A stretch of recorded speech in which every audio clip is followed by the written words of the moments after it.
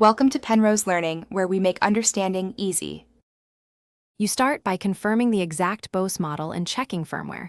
This matters because controls differ and updates fix output limits.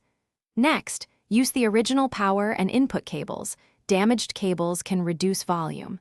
Place the speaker on a stable, hard surface and away from corners to prevent bass cancellation. Once done, power cycle the speaker and your source device. Make sure both devices show full battery or stable power before moving to audio routing and settings adjustments. Now focus on the source and connection quality because loudness starts at the signal.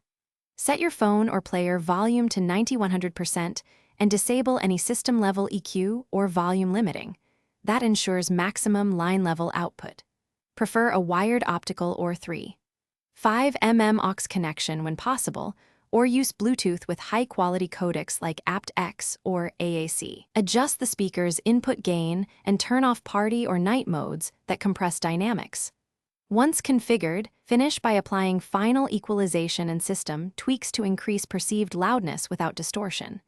Enable loudness or bass boost sparingly and reduce low-frequency shelf if driver strain causes clipping. If volume behavior is inconsistent, perform a factory reset after backing settings up. Firmware bugs sometimes limit output. If problems persist, swap cables, test a different source, and update firmware. If you still hear distortion at high levels, reduce gain or consult Bose support. Pushing drivers too hard can permanently damage the speaker.